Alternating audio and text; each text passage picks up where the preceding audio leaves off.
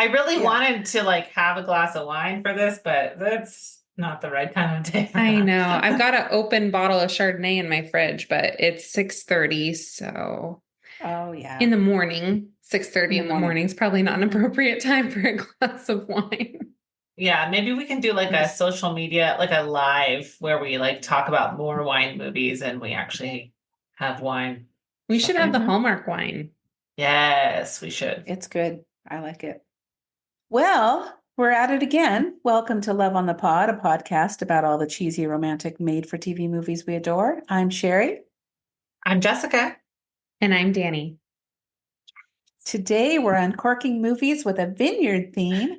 And although it's only 6:30 in the morning here in the Pacific Northwest, any time is a good time to talk about wine. So I thought maybe we should talk about a little bit about our favorite wines. Ooh. Give you a Okay, second to actually, think I can about tell that. you right away my very favorite wine in the world. A girlfriend of mine and I used to go on these wine tasting weekends, little mommy break once a year. We haven't gone in several years because someone's always pregnant, but we used to go. And one of our favorite wineries is the Lake Chelan Winery here in Washington. And they have a rosé that is absolutely incredible. The first year we went, I had it and it was, oh my gosh, just wonderful. I brought home several bottles. The second year we went, unfortunately, there was a fire. And so the smoke had damaged their harvest. And so they still had the rosé, but it had a different flavor because of the smoke damage. It was a little bit different. It still was good, but it wasn't as good as it was the first year. So this was several years ago. So I am interested to go back and see if their rosé tastes the same now as it did the first year I had it. But it is absolutely delicious. And Lake Chelan Winery does ship their wines. They have like a wine club that you can sign up for online, and they'll ship you a case every couple of months or whatever you sign up for. But it's their rosé. It's absolutely delicious. Is it a sweet rosé? It was. That was the difference. So it was sweet the first year that I had it, not overpowering sweet, just kind of like a crisp, refreshing sweet. But then the next year when they had that smoke damage, it was a little bit more, I would say a little bit more on the dry side. A little bit sour. Still good, just different. Just not what you remembered. Yeah. Before. Yep. I admittedly am more of a cocktail girl than a wine girl, but because I prefer sweeter beverages. But so here's what my favorite wine is. It's the sangria from Costco. Which is pretty good. And I like to doctor it up with like some orange slices and usually a LaCroix. So I'll split it half and half. So it's a little bubbly. And it makes the $8 bottle last twice as long. So there you go. Yeah, I am definitely a bargain wine girl. When you go tasting and you go to wineries, it's definitely a little bit more expensive. But my regular everyday wine, I buy it at Costco. So their Pinot Grigio, the Kirkland brand, it's like $4.99, something like that. It's really cheap. And I drink white in the summer and red in the winter. So I just kind of toggle back and forth between the Kirkland white and the Kirkland red. What was that one you had at your wedding from Trader Joe's? $2 Chuck. $2 Chuck. I love that one. Yes. $2 Chuck. I think it's probably a little more expensive than $2 now. Yeah. That was almost 8 years ago now. Our anniversary is coming up. But yeah, we just bought cases and cases of $2 Chuck, and we had leftovers for a while, and it's decent. I'm not like a fancy wine connoisseur of any kind. If I go to a wine tasting, I like to pretend like I know what I'm talking about, but I really don't. Oh, it's very smoky and earthy. Yeah. Hints of raspberry and lots of fruit. Strawberry on the finish. I'm sorry, but I don't taste anything but wine. I'm like, it tastes like wine. I couldn't tell you what's in it, but it's delicious. I love wine. And I am more of a wine girl than a cocktail girl. If I'm going to go out for drinks, I'll usually order a glass of wine. Yeah. Well, as you know, I did dry January in 2022 and I haven't had anything to drink since then, but just doing these wine movies, I'm like, oh, a glass of wine sounds really good. And I'm more of a Cabernet girl. And I'm with you. I don't typically buy expensive wine. Although you can tell the difference. Mm-hmm. I've had a glass of really nice, a glass, because that's all I can afford, of really nice wine. And there is a difference. Not enough of a difference that I would spend $100 on a bottle of wine on the regular, but it's nice to splurge once in a while. And I have tried the non-alcoholic wines. They're not wine. They're like it's juice. Unsweet. It is. It's unsweetened grape juice. And it's fine. You put it in a fancy glass and it's like, oh, I'm drinking a glass of wine. You're not drinking a glass of wine. No. So anyway. Yeah, you might as well just buy like the rosé flavored sparkling cider and drink that instead. Yeah, exactly. Yeah. True. Yeah. And I typically don't like a sweet wine. I used to like a Riesling. Not anymore. It's just too sweet for me. But the one sweet wine that I do like still is that wine we had when the whole family rented a cabin at Christmas. And we got that, I think it's Passaic Cellars. And we got that the cranberry wine. Mm-hmm. Yes, that was so good. So good. So good. Thanksgiving. That pineapple wine that you had one time. Remember? Oh, yeah. Same. That's the Passaic Cellars as well. And it had kind of and I will say, you could taste it, a smoky undertone. It was pineapple, kind of smoky. It was very good. So Mom, would probably really like the rosé from the year that it was smoky. Yeah, you probably would. Yeah. Uh-huh. Yeah. I remember when we were kids, I mean, you guys hardly ever had alcohol in the house, but when you did, it would be Arbor Mist, White Zinfandel. Oh, no. No, not anymore. Yeah, and then you grow up and realize that that's the Kool-Aid of wine, and it gives you a terrible headache. Sorry, Arbor Mist. I think we all know. You pay. Probably reminiscent of one of the companies that we're going to talk about in one of the movies we watched. Yes. Mm-hmm. And it was your movie, Danny, so you should know. You guys are gonna have to help me out because I don't know what you're talking about. Well, who would like to go first today? Jess, you want to go first? Oh, I know what you're talking about. Okay. Yeah, I can go first. Okay. Okay. So we each chose two, I was going to say wine flavored movies. They're not wine, but they kind of are. They have a wine flavor. So sure, why not? Yeah, let's whine about it. Yeah, let's go with it. Okay, so my first movie is called A Perfect Pairing, not to be confused with The Perfect Pairing. And it's on Netflix. It's currently available, so you can go and watch it if you have a subscription to Netflix. And it was released in 2023. It stars Victoria Justice from Victorious. That's where I know her from because my daughter loves Victorious. And apparently she was also on iCarly. I'm too old for these shows. I missed these shows, so I don't know about them, but my daughter likes them. And then Adam DeMose, who is from Falling in Love, which also starred Christina Milian, who I love. I love so much. And you know what? That reminds me. In the bathroom yesterday at the movie theater, they were playing AM to PM. And no. It reminded me of Danny, of you and Cheryl, because we choreographed a very complicated dance to that song. Oh my gosh. Yes, we did. On YouTube? I want to see it. I wish. This was before. Cameras. Yeah. We had like the video camera that you had to stick the tape in. Yeah. Oh, if only I could get my hands on those tapes. I don't know whatever became of them. Yeah. That song like just brought back like a visceral memory for me of us just doing it over and over and over again. Oh my gosh, that's funny. I wonder if I could remember the dance if I heard it. Yeah. 5, 6, 7, 8. For those of you who don't know, Christina Milian used to be a singer. She's now mostly an actress, I believe. And she sang the song AM to PM. You want to go look it up?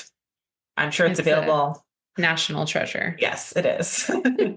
So let me tell you a little synopsis of this movie. So to win over a major client, a go-getter LA wine exec signs on to work at an Australian sheep farm where she sparks with a rugged and mysterious local. Thank you, IMDb, for this weird synopsis. She sparks with him. I guess I should have read this before I spoke it reminds into the me world. Of Bridgerton when he's like, I burn for you.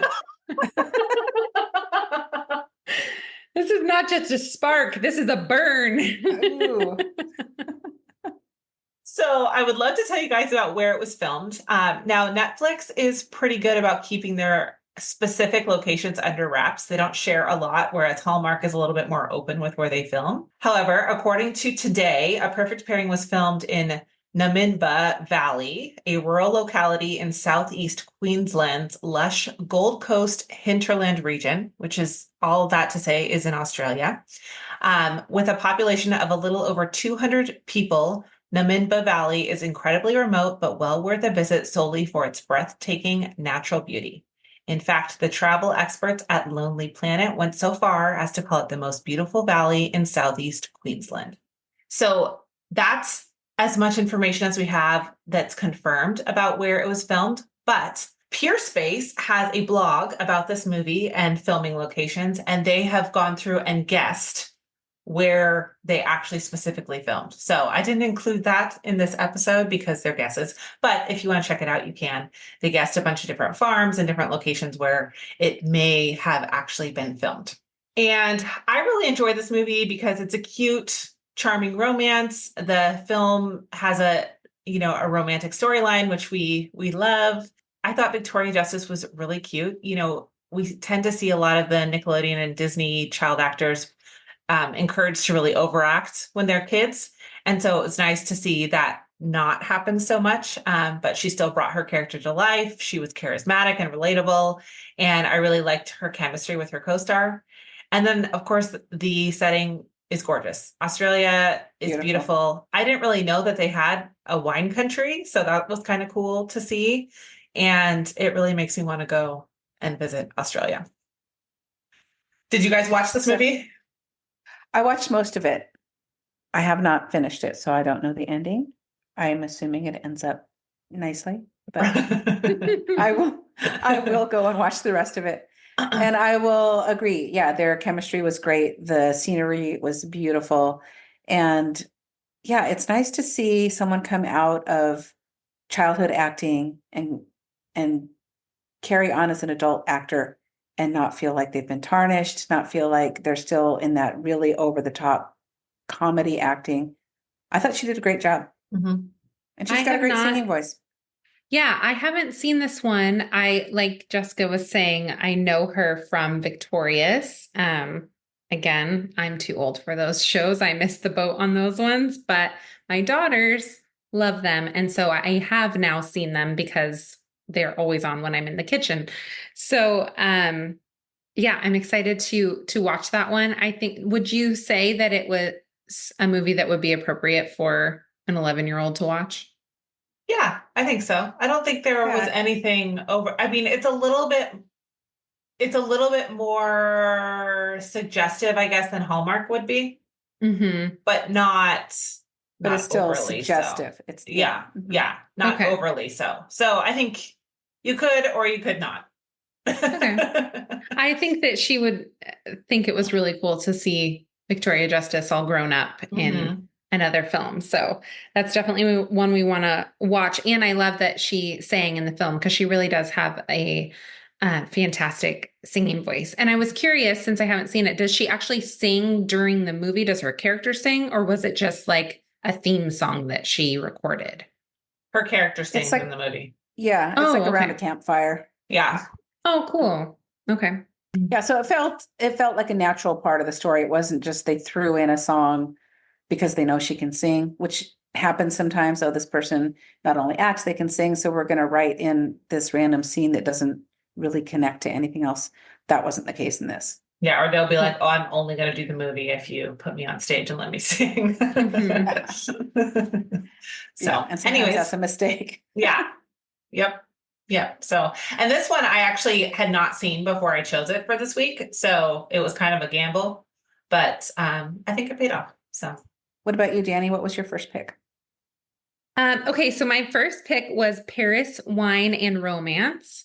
It was a Hallmark movie, came out in May of 2019.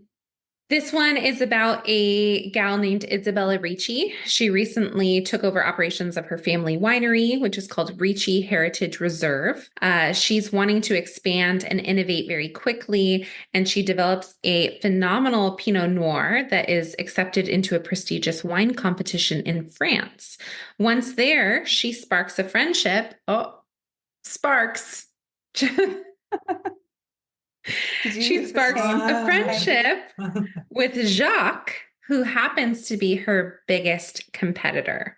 This movie was actually filmed mostly in Bulgaria, but they have some shots actually in Paris. And I just love this movie. It's romantic. It's got some comedy in it. It's very predictable, but very sweet. It stars Jen Lilly, plays Isabella Ricci. And I don't know how to pronounce his last name, so you guys might have to help me out. Dan Jeannot? How's it spelled? Jeannotte. It's French. Okay. I'll look it up. You can, Yeah, I can tell me how to pronounce it, because I don't want to disservice this guy. But he's from Montreal and he speaks French. And in the movie, he has a very strong French accent, but he doesn't actually have the French accent that he has in the movie in real life. Because although he does speak French, he's from Montreal. He's not from Paris. And so it's not a Parisian accent. Dan Jeannot. Jeannot. Jeannot. Okay. Dan Jeannot. There we go. I like it. Thank you for that. You're welcome. So, but that being said, I thought he did a really good job. I don't know a whole lot about authentic accents, but I thought he did a good job. I believed it.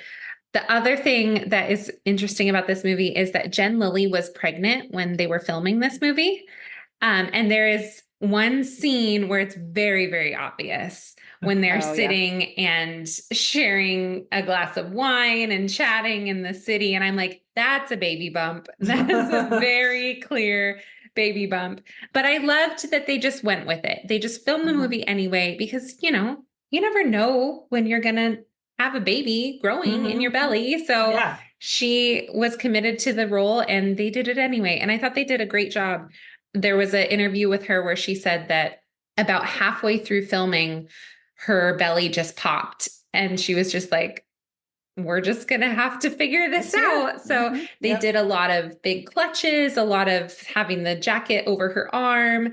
There were some scenes where you couldn't tell at all, some scenes where it was very obvious, but they just rolled with it. And I loved that they didn't, take that role away from her because she was pregnant, but that they just made it work. The result was a very, very sweet movie. I don't know. Have you guys seen this one? I have not seen that one yet. So she's drinking the non-alcoholic wine. I'm sure it's juice in the glass, honestly. For everybody. That could end badly if they're just chugging down wine during filming. Yes, especially when you're pregnant. Yeah. Not advisable. Yeah. I know. But she did say the one thing that was tough about filming this is that, they were out of the country. And so it was several weeks that they were filming, and she was pregnant, and she also had 2 boys at home with her husband. And so it was kind of hard for her because she was missing her family. But Dan Jeannot was very supportive. He also has 1 child with his wife. And so he was really, really supportive and kind to her and throughout their filming experience. So it's always nice to read those tidbits about co-stars and how they support each other behind the scenes. So really, really sweet movie. I loved it. So definitely recommend. I love Jen Lilly. I think Yes, I do too. Fantastic. She's so beautiful, so talented. Well, and it's nice to hear when actors support each other throughout production and beyond, because I think the media is so quick to put out there that, oh, these two actors didn't like each other at all. It was terrible working conditions, trying to get them to set. And they just, it really reflected in their performance. It's nice to hear when a cast is really supportive of one another. Yep, I agree. So if you have not seen it, Paris Wine and Romance, it's available on the Hallmark Movies Now app. It's excellent. Really enjoyed it. Go check it out. All right. I need to go watch it. Well, I'm going back to 2016 for my first pick, which is Autumn in the Vineyard. And it stars Rachel Lee Cook, who you probably know from She's All That with Freddie Prinze. Is that who it is? Freddie Prinze Jr.? Yes. And she was also in Josie and the Pussycats. Oh, yeah. I love that one.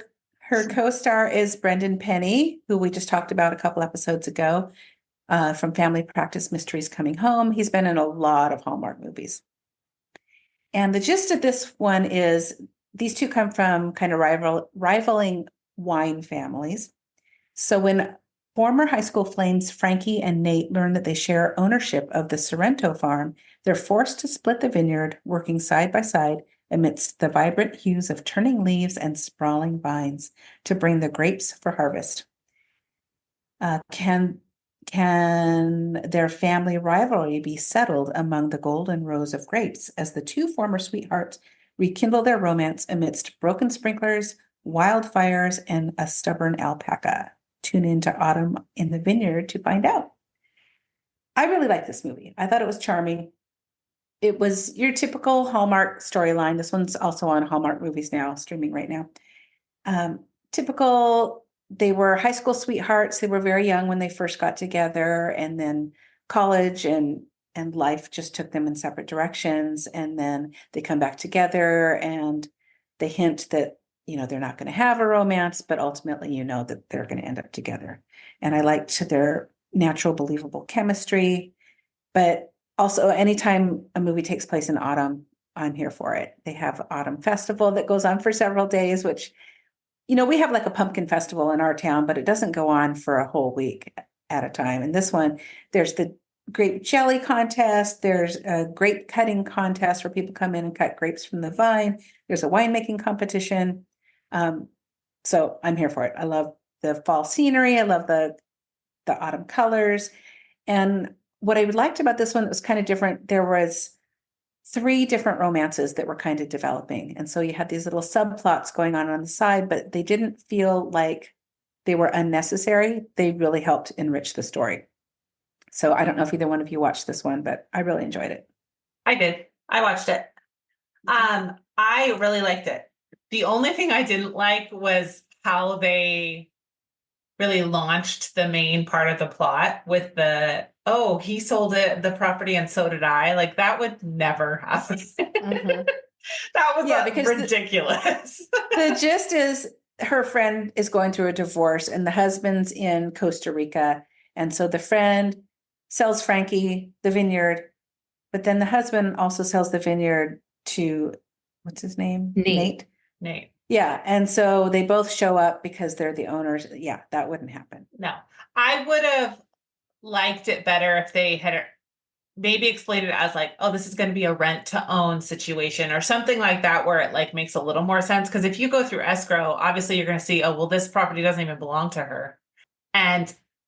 Or, oh, it does. It belongs to both of these two people who are getting divorced. So no, you can't sell it because exactly. This person has to say it's okay. So that was a little silly. But aside from that, I really, really liked it. The house is gorgeous, so pretty with the wraparound porch. I liked the alpaca. It was a nice little, like, a funny addition. So yeah, I really liked this movie. I want an alpaca. I think they are so cute. I don't know if they spit like llamas do. And I don't know, maybe this was even a llama. I don't know. But this one was filmed in the Okanagan Valley of BC. So another Hallmark movie filmed in Canada, but it was beautiful. You guys, I didn't like this movie. Really? I don't know. I think maybe it's because I watched it right after I had watched one that Jessica's going to talk about in a moment, Raise a Glass to Love. Because watching Autumn in the Vineyard, I didn't feel like, so Rachel Lee Cook's character develops her own wine, but I didn't buy that she knew what she was talking about. She didn't seem knowledgeable about wine, like knowledgeable enough to have made her own wine. Just the verbiage, like the vocabulary that she used, I didn't believe it. It seemed like me saying that I developed wine and I buy $4.99 Costco wine. So yeah, I don't know. I didn't buy it. And I didn't really feel like her and Brendan Penny Penny? Is it Penny or Perry? Penny. I didn't really believe that her and Brendan Penny had great chemistry. I don't know. I didn't buy it. It felt like an interesting storyline, but I just didn't really connect with it. I really like Rachel Lee Cook. I love her in Rescuing Christmas. That's one of my favorite Christmas movies that's come out recently. I like that one too. But in this movie, her character seemed kind of like just negative, kind of grumpy. And I don't know. I just really didn't really connect with the characters. Wasn't my favorite. Well, and I think that's a good point because she's worked for her father's vineyard all these years and she never really understood the biology behind winemaking. So that's a good point that she maybe wouldn't know all that goes into making wine. She kind of did it by instinct and she knew the grapes and she knew the vines, but she didn't really know winemaking. And I think she's maybe a little bit negative because she knows that there's something going on with her dad's winery, but he's not being very open with information. Are they struggling financially? He brings in this other guy to help run the vineyard instead of her. And so she does have kind of a chip on her shoulder. But I liked her chemistry with Brendan Penny. Yeah. So I think I like when we do this and we all have differing opinions because anybody that's going to watch the movie is going to have differing opinions. So, yeah. And one thing I do wish that they would have done at the very end, because she is a petite gal and Brendan Penny is pretty tall. I wish they would have put her on an apple box because I felt like their height difference at the end, it was really, she had to go like this, like her head was really far back. And so if they would have just stepped her up a little bit, I think it would have been a lot better visually. Yeah. I'm not a cinematographer, so anyways. Maybe you should be. These in 3 weeks, so maybe they just couldn't afford that apple box. That would have tipped them right over the budget. Then a wine crate, okay. Couldn't they use the box from the grape cutting competition? Oh yeah, just put that over. Could she be sitting on the alpaca? Like something. Couldn't he have picked her up in his arms? Her truck in the movie though was really cool. I loved her. I loved that. Yes. Yeah, very cool. So that was Autumn in the Vineyard. What's your second pick, Jess? So my second pick is Raise a Glass to Love, which is a Hallmark movie that was released in 2021. And I had seen this one before. It stars Juan Pablo de Pache, who we know from Fuller House, and Mamma Mia. And Fernando. Yes, Fernando from Fuller House. Fernando Hernandez Guerrero, right? Or is it's Fernandez. It's Fernando Hernandez Guerrero Guerrero. Is it Fernandez and then Hernandez, or it's Fernandez twice? It's Hernandez first and then Fernandez. Okay. Yeah. I looked it up because I could not see him when I watched this movie. I know. Did you guys ever spot him in Mamma Mia? No, I didn't know he was in Mamma Mia. Yeah, no. He is in that movie. He's not in a lot of it, but it's one of his first roles, I think.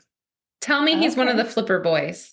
I don't remember. I know he's at the wedding, but I don't know exactly what. I don't remember. Oh, maybe I did see him at the wedding. Yeah, I'm gonna have to go back and watch it. I love Mamma Mia. I'll watch it too. Any day. Yeah, I'll go back and watch it for the Flipper scene alone. Yeah. And then the female lead is Laura, and I did not look up how to pronounce her last name. Osnes, I'm not sure. But we know her from In the Key of Love and One Royal Holiday, along with a lot of other Hallmark movies. She's been in several films with them. So this movie follows aspiring master sommelier Jenna, who returns to her family vineyard to study and is fascinated by the natural methods of the new winemaker Marcelo. And it was filmed at Mirabel Vineyards in South Kelowna. And Mirabel Vineyards was founded by Doug and Dawn, who share a love of travel and the belief that the creation and sharing of wonderful food and incredible wine is one of life's greatest joys. And so after a vacation to Okanagan in 2004, the couple purchased this piece of property on a stunning hilltop with expansive views across the valley. And it was known for being able to produce sustainably farmed Pinot Noir, and that is what they continue to be known for. Oh, very cool. And I actually want to order a bottle of their rosé. As far as like a nicer wine, it was only $28 for the bottle. So I thought, oh, that's not like terrible for a nicer wine. No. And why I love this film is, first of all, I love Juan Pablo de Pache. I think he's great. And I loved how different his character is here than it is in Fuller House. It's like polar opposite. He's very completely reserved. He's calm. He's still got that Argentinian accent, but it's not over the top like it is in Fuller House. And I thought he and the female lead had great chemistry. Of course, it's a beautiful setting. And I really liked, there was a couple times throughout the film where Jenna had like visions of her and her grandma, like in different spots around the winery. And I thought that was really sweet. It just kind of nodded to her, remembering like that this place means something special to her. So, yeah. I loved this movie. I had never seen it before. I watched it a few days ago.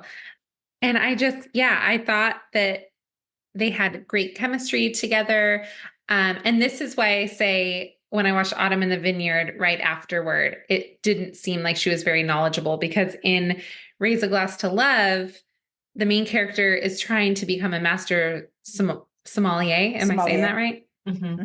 And she has so much knowledge. And every time they're drinking wine, they're talking about the tannins and the flavors and the yada, yada, yada, all the wine words. And so I think that's why it was lacking for me in Autumn in the Vineyard, because just by comparison, there was so much knowledge in Raise a Glass to Love. And I don't even know how much of it was accurate, honestly, but I believed it. But it sounded good. Yeah, it sounded great. I noticed that her friend Allison, who runs the bakery, she is played by she's played by Amanda Wong, who also plays May in When Calls the Heart. And she pops up in the later seasons, and I really enjoy her character. So it was fun to see her. I also loved that they had a cameo by Jennifer Huther, who actually is a master sommelier. She played herself. She was Canada's first female sommelier. And I found it funny that I was watching the movie, and then Jennifer Huther comes up and has her interaction with Jenna Savern. And immediately I was like, I bet she's in real life. Like, I bet she's actually a master sommelier. She's probably playing herself, because the acting was not on point. It was pretty obvious that she had never acted before. So immediately I had to Google it, because I was like, she's got to be playing herself. And in fact, she was. So I thought that was cool that they brought in someone that actually has passed this rigorous test to have a cameo in the movie. It was really cool. Yeah. For sure. I really enjoyed this movie. I watched it when it first came out. I didn't rewatch it, but I think I'm going to. And I just love, what's his name? Juan Pablo de Pache. Pablo. Why do I always want to call him Paco? I don't know. Paco is a character in Fuller House. Maybe that's why. That's true. That's true. Yeah. No, that's Popco. Yeah. Oh, it's Popco. Yeah. One Popco. Yeah. And what was your second pick, Danielle? My second pick was My Secret Valentine. It came out through Hallmark in 2018. This one is about a restaurant manager who returns home to her family vineyard to visit her father, surprised to discover that he has plans to sell the winery to Stratosphere, a boxed wine party company. While pushing back on the handsome salesman who is quickly working his way into the family business, Chloe begins a budding romance with a mysterious guest of their family cabin by way of chalkboard messages. This one is starring Lacey Chabert, who we love. She plays Chloe Grange. She's also in A Merry Scottish Christmas, which we talked about a couple episodes ago. She's in the Wedding Veil series. Haul Out the Holly. She's also, I did not know this, but I just learned that she plays the voice of Eliza Thornberry in the Wild Thornberrys series and movies. Oh. Never knew that. So, and then it also stars Andrew Walker, who plays Seth Anderson. He's in Three Wise Men and a Baby. He's in A Safari Romance and a whole host of other TV movies. This film was filmed in Prince Edward County, east of Toronto. And it was shot at a winery that is actually called the Grange of Prince Edward. So it's the Grange family winery in the movie, but it actually is called the Grange. It's just the Grange of Prince Edward. And then the other thing that I loved was seeing the dad in this movie. He's played by Peter MacNeil, who is also George, the grandpa in The Good Witch. And I just love him. I think he's so sweet. His roles are always so just kind and endearing. And he really plays that father or grandfather role really well. But I just thought this was such a cute movie. I loved the secret Valentine aspect that was kind of going on in the background while she's, trying to push back against this salesman who's trying to buy their winery and sell it to a boxed wine company, which she's just appalled that they would ever box their wine. But it's really cute. Lacey Chabert is always amazing. And I really enjoyed it. Yeah, I turned it on last night and realized that I had seen it before. And it has kind of a You've Got Mail vibe to it with the messages back and forth, which I really liked. I found that endearing. And Lacey Chabert, she's so cute. She is definitely broken out of the Gretchen Wiener's Mean Girls role. And she's one of my favorite Hallmark actresses. I agree. I love Andrew Walker too. He's a cutie. You mentioned Safari Romance. I just watched that a few weeks ago. Love that movie too. I think they had great chemistry. I love the story. The one thing that I noticed that was funny though is at the end of the movie, they show a picture of Lacey's character as a little girl with her parents. And her parents appear to be the exact same age that they are now. Frozen in time. Uh-huh. Yes. So I'm like, you were 70 also when she was 8? Okay. Interesting. Just stayed that way forever. Yeah. Mm-hmm. And her truck in this movie that she drives is so cool. I love it. Mm-hmm. Yes, I don't usually pay close attention to the cars, but her truck is so cool. And I have noticed, especially with the wine movies this week, I don't know why, but they showed cars a lot more. So I don't know if they were maybe sponsored by certain car companies, because her Ford Focus that she drove, they really took some long shots of that. Yes. And in Autumn in the Vineyard, I think he was driving a Suburban, and they sat there for 2 seconds, which is a long time on screen, just staring, just with a shot of the Suburban. So yes. And that's probably true because we don't see commercials anymore. We stream them. So we don't know, they probably showed a Ford commercial or whatever. Yeah. So Folgers coffee. Get sponsored now. Yeah, for sure. Yeah. Yep. Mm-hmm. Which I like better. I would much rather see a real long shot of someone pouring a glass of Bailey's than have to watch a commercial about it. Yeah. Oh yeah, for sure. Yep. Because you get the idea. They want you to buy the Bailey's. Mm-hmm. Mm-hmm. Yep. And then you're like, oh, that sounds good. I want to put some in my hot chocolate. Yeah, I'm gonna watch a Hallmark movie and have a Bailey's. Yes. Yes.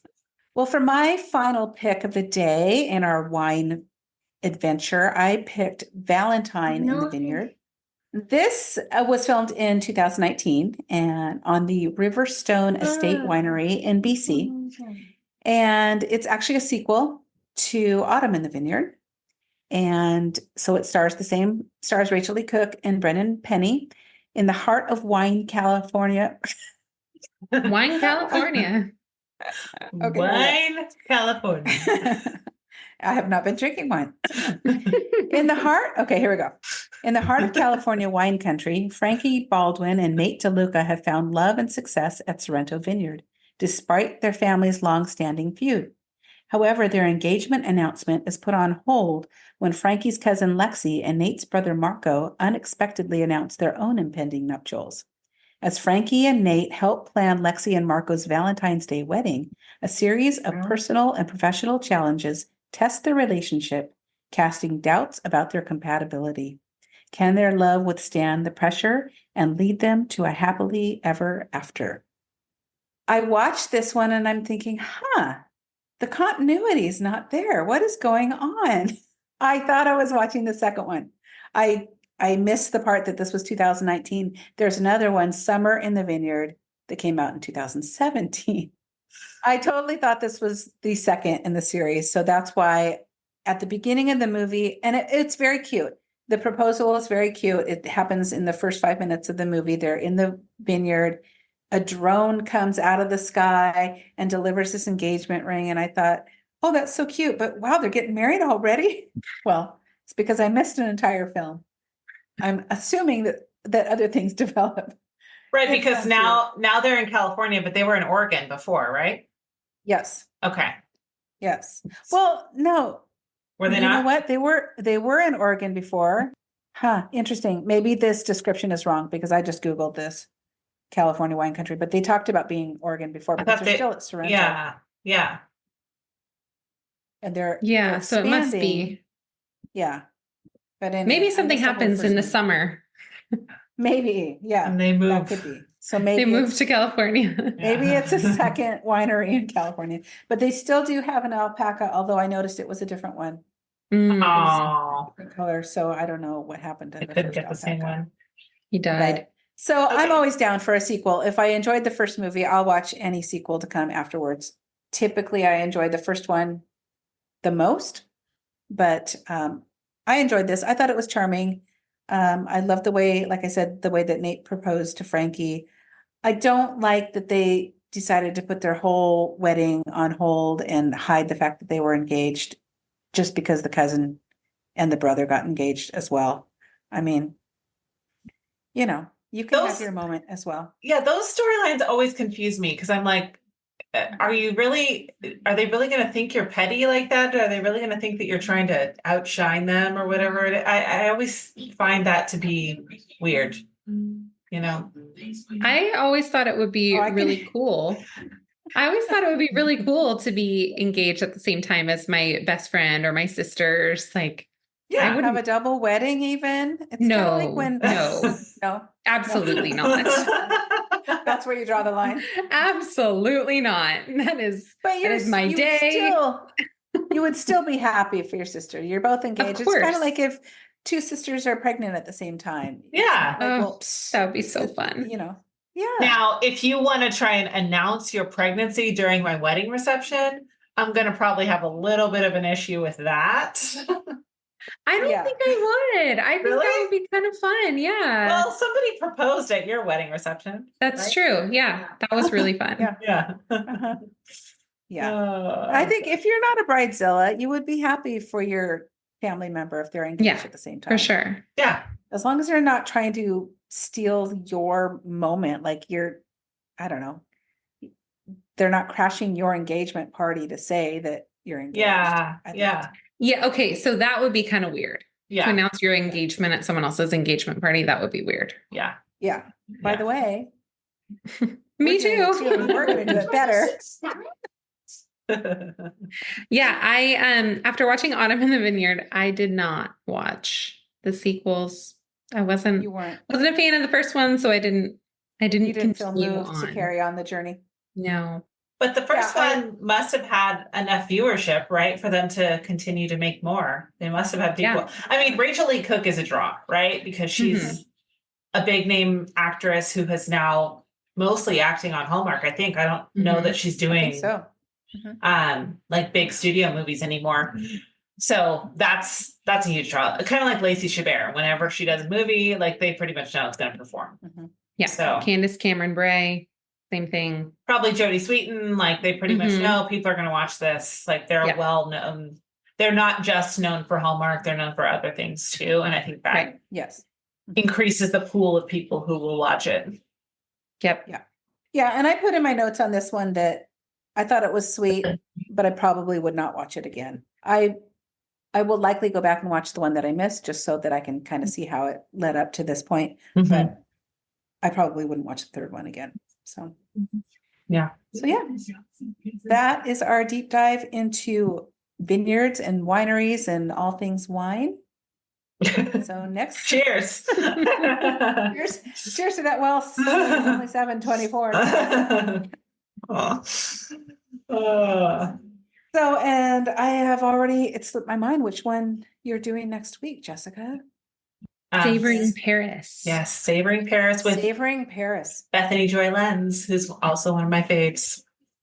Love her. Yeah, so for the next 3, we're kind of going out of country because we all just happened to pick movies with a different country theme, which is kind of fun. We've just wrapped up our Summer of Mysteries theme, and now we're moving on to we're following Hallmark's passport to romance theme is what they did for this month. Yes. I think all of these movies were under that umbrella that we're going to Yes. Yes. Okay, well, this was fun. A little wine chat. Thank you for joining us on this Vineyard Movie Roundup episode of Love on the Pod.